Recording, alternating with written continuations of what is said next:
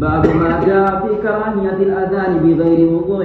وبه قال حدثنا علي بن حجر قال حدثنا الوليد بن مسلم عن معاوية بن يحيى عن الزهري عن أبي هريرة رضي الله عنه وعنهم عن النبي صلى الله عليه وسلم قال لا يؤذن إلا متوضئ.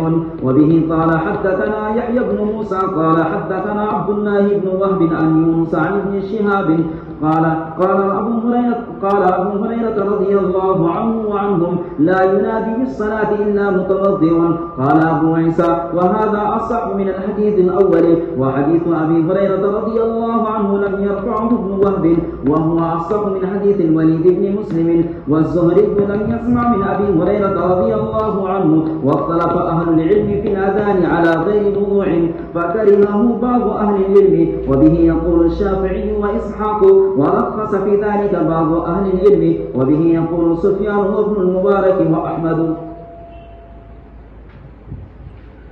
باب ما جاء فی کراہیت الاذان بغیر وضو، بغیر وضو کے اذان کی کراہیت کا بیان۔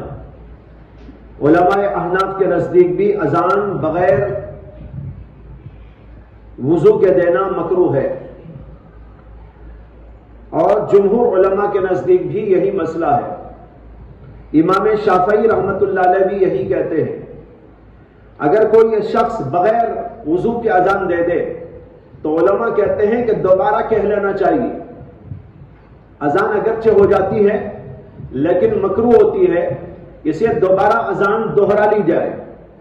یہاں پر حدیث ہے حضرت ابو ہریرہ سے، انہوں نے کہا قال رسول اللہ صلی اللہ علیہ وسلم لا یؤذن الا متوضی، اذان نہ دے مگر وضو کرنے والا، جو وضو کیا ہوا ہے اسی کو اذان دینا چاہیے۔ آگے ہے،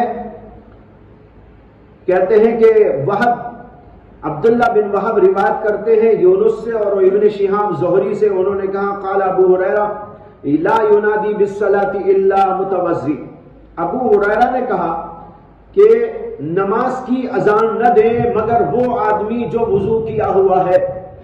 یہ حضرت ابو ہریرہ نے فرمایا، یہ ابو ہریرہ کا قول ہے، اوپر جو ہے وہ حضور صلی اللہ علیہ وسلم سے انہوں نے روایت کیا، وہ بھی زہری سے روایت ہے اور اس کو زہری ابو ہریرہ سے روایت کرتے ہیں، اور یہ حدیث بھی امام زہری سے ہے، اور امام زہری ابو ہریرہ کے قول کے طور پر اس کو ذکر کر رہے ہیں۔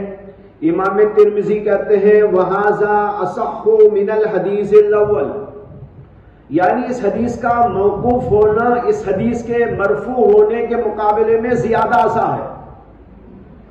امام ترمذی نے دو سندیں پیش کی، ایک سند ابو ہریرہ سے مرفوعاً یعنی حضور کا قول انہوں نے بیان کیا، اور دوسری سند میں یہ حضرت ابو ہریرہ کا قول ہے، حضور کا قول نہیں، اور دونوں سندیں آ رہی ہیں امام زہری ہی سے۔ اوپر کی سند الگ ہے، اوپر کی سند میں حدثنا علی بن حجر قال حدثنا الولید بن مسلم عن معاویہ بن یحییٰ، اور یہاں پر ہے قال یحییٰ بن موسیٰ قال حدثنا عبداللہ بن وہب عن یونس عن ابن شہاب، یہ دوسری سند ہے۔ پہلی سند میں تو یہ روایت آئی ہے مرفوع یعنی حضور کا قول، اور دوسری سند کے ساتھ یہ آیا ہے حضرت ابو ہریرہ کا قول۔ امام ترمذی دونوں کو رکھ کر کہتے ہیں وَهَذَا أَصَحُّ مِنَ الْحَدِيثِ الْأَوَّلِ، مرفوع حدیث کے مقابلے میں یہ موقوف حدیث زیادہ اصح ہے، اور کہتے ہیں وَحَدِيثُ أَبِي هُرَيْرَةَ لَمْ يَرْفَعْهُ ابن وهب وَهُوَ أَصَحُّ مِنْ حَدِيثِ الْوَلِيدِ بْنِ مُسْلِمٍ، ابو ہریرہ کی حدیث کو عبداللہ ابن وہب نے مرفوعاً نہیں بیان کیا۔ دیکھو دوسری سند میں راوی ہے عبداللہ ابن وہب، یہ عبداللہ بن وہب نے اس کو مرفوعاً نہیں بیان کیا، اور اوپر جو سند ہے وہ ہے ولید ابن مسلم سے، اور ولید بن مسلم نے اس کو روایت کیا ہے مرفوعاً۔ امام ترمذی کہتے ہیں وَهُوَ أَصَحُّ مِنْ حَدِيثِ الْوَلِيدِ بْنِ مسلم، یہ حدیث ولید بن مسلم کی حدیث سے زیادہ صحیح ہے، یعنی انہوں نے ترجیح دی ہے موقوف روایت کو اور مرفوع روایت کے مقابلے میں۔ وَالزُّهْرِي لَمْ يَسْمَعْ مِنْ أَبِي هُرَيْرَةَ، اور ابو ہریرہ سے امام زہری کو سما حاصل نہیں ہے، تو لہذا دونوں اوپر ہو کہ نیچے کی سند ہو، مرفوع ہو کہ موقوف ہو، دونوں کے اندر اشکال ہے۔ اشکال یہ ہے کہ ابو ہریرہ رضی اللہ عنہ سے لقاء و سما امام زہری کو حاصل نہیں، روایت منقطع ہو گئی، تو اوپر کی روایت بھی منقطع ہے، موقوف بھی منقطع ہے، دونوں کے اندر انقطاع والی علت پائی جا رہی ہے۔ ان دونوں کے اندر محاکمہ کر رہے ہیں امام ترمذی رحمت اللہ علیہ، اور کہتے ہیں کہ مرفوع کے مقابلے میں موقوف اصح ہے، اس لیے کہ عبداللہ بن وہب کے مقابلے میں ولید بن مسلم ذرا کم ہے، اس لیے ان کی روایت کے مقابلے میں عبداللہ بن وہب کی روایت زیادہ اصح ہے۔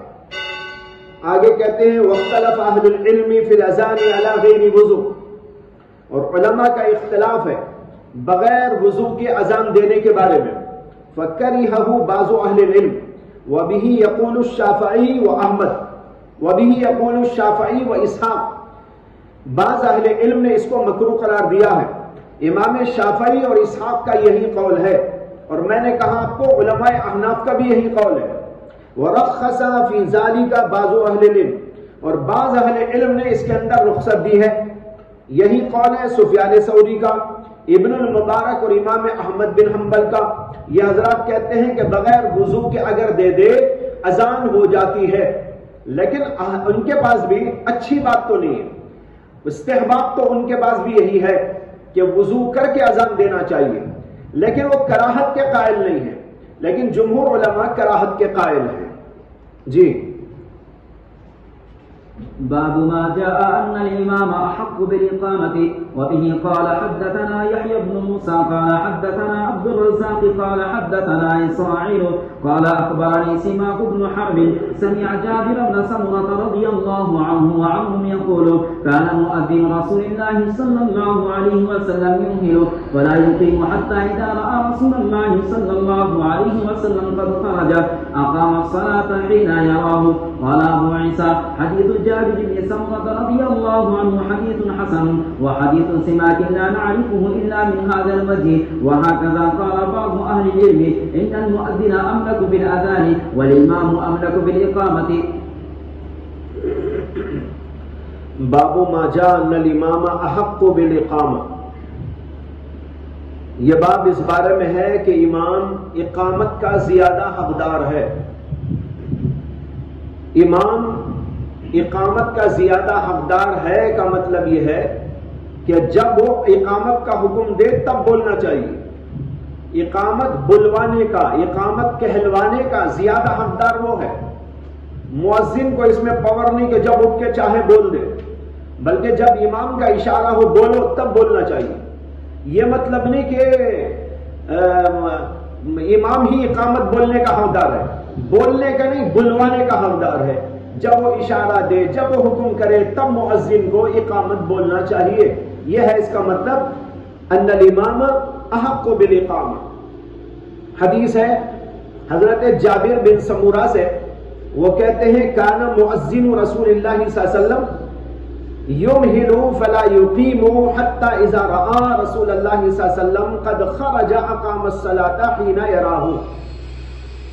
رسول اللہ صلی اللہ علیہ وسلم کے مؤذن یمہل انتظار کرتے رہتے تھے، یمہل انتظار کرتے رہتے تھے، فلا یقیم اور اقامت نہ کہتے تھے، حتی اذا رأى رسول اللہ صلی اللہ علیہ وسلم یہاں تک کہ جب اللہ کے رسول کو دیکھتے، قد خرجا کہ آپ نکل پڑے، اقام الصلاۃ تب اقامت صلاۃ کہتے تھے، حین یراہ جب اللہ کے نبی کو دیکھتے تھے، یعنی اللہ کے نبی کو دیکھنے، اللہ کے نبی نے کہہ دیا تھا جب مجھے دیکھو تب اقامت بولو۔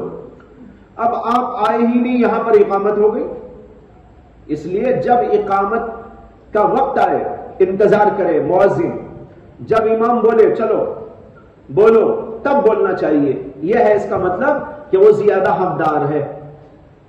قال ابو عیسیٰ حدیث جابر بن سمورہ وحدیث حسن صحیح وحدیث اسرائیل عن سماک لا نعرفه الا من هذا الوجه۔ یہ جو حدیث ہے سماک کی، اسرائیل کی سماک ابن حرب کے حوالے سے، یا ہم نہیں جانتے مگر اسی ایک طریق سے. وہکذا قال بعض اہل العلم، اسی طرح بعض علماء نے کہا ہے ان المؤذن املک بالاذان والامام املک بالاقامہ، مؤذن زیادہ حقدار ہے اذان دینے کا اور امام زیادہ حقدار ہے اقامت کا. مؤذن وقت ہو گیا تو بول سکتا، اسے امام کو پوچھنے کی ضرورت نہیں، لیکن اقامت بولنے کے سلسلے میں وہ امام سے پوچھ کر بولے گا. جب امام بولے تو اس وقت میں بولنا چاہیے. اس میں ملکیت امام کی ہے، اذان میں ملکیت مؤذن کی ہے.